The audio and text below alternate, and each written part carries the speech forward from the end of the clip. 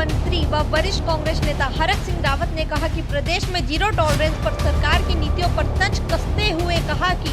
ईमानदारी का ढोल पीटने वाले आज सबसे बड़े भ्रष्टाचारी हैं। जिन लोग ने आज तक कोई काम नहीं किया है वे आज मंत्री विधायक बनकर बड़ी बड़ी गाड़ियों व कोठियों के मालिक हैं। तो यह सब पैसा कहां से आ रहा है? उन्होंने कहा कि जीरो टॉलरेंस की बात मात्र जनता को बरगलाने के लिए कही जाती है, जबकि सच्चाई कुछ और होती है। अंकिता भंडारी हत्याकांड में आम जनता की ओर से सीबीआई जांच के सवाल पर कहा कि यदि जनता चाहती है तो सीबीआई जांच होनी चाहिए।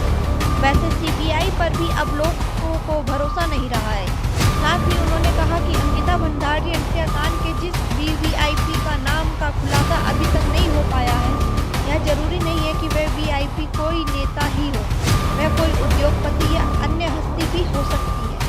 इस मामले में सरकार को जांच करनी चाहिए। हरिद्वार से लोकसभा चुनाव लड़ने की बात पर उन्होंने कहा कि वह कई बार विधायक का चुनाव लड़ चुके हैं,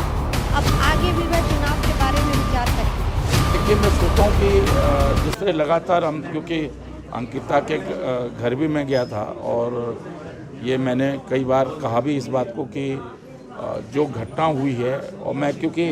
पुलकित को भी, विनोद आर्य जी को भी मैं पहले से जानता था, क्योंकि वो, मैं जब आयुर्वेदिक मंत्री था तो वो मेरे पास अपने काम से आते थे। तभी मुझे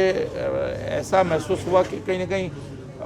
जैसे होता ना, जब एक सत्ता की जब लोग कोई सरकारी पद पे होता है तो उनके दिमाग में थोड़ा सा एक अहम कह सको या जो भी कह सको,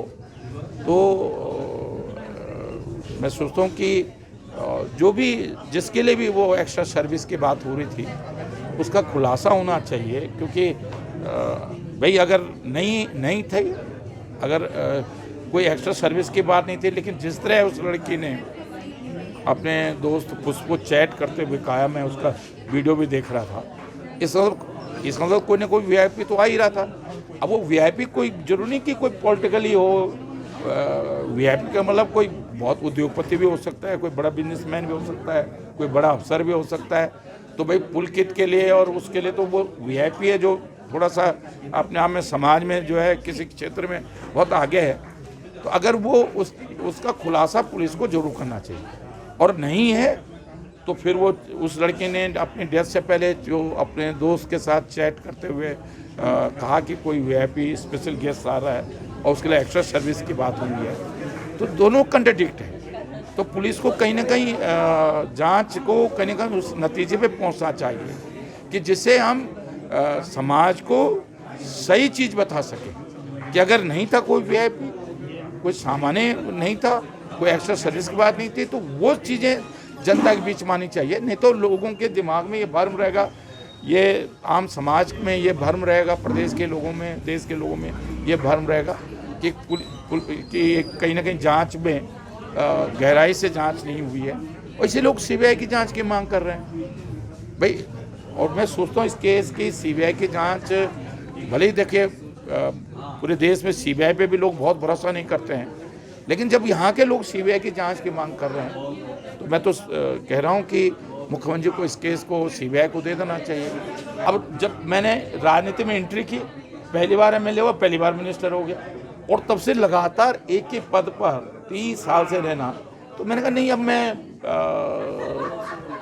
प्रदेश की राजनीति, एमएलए की राजनीति नहीं करना चाहता हूँ। लेकिन इस वक्त ये नहीं कि मैंने राजनीति से संन्यास ले लिया, करूँगा। अभी घर में, अभी तो मैं तो जब एक बार केदार सिंह पूनिया जी अभी इस दुनिया में नहीं है, जब वो 91 में मुझसे कहना भाई मैं अगला चुनाव लड़ूंगा, मैंने कहा जी अगर उम्र बढ़ानी है तो चुनाव जरूर लड़ना। कि आदमी काम करता रहे ना, दिमाग भी अगर हम सामाजिक वर्क करते रहेंगे तो दिमाग भी काम करेगा, फिर एक्टिव भी रहेंगे, उम्र भी तो बढ़ेगी आप लोगों को आस पास से। डोईवाला से आरती वर्मा, टीम एन।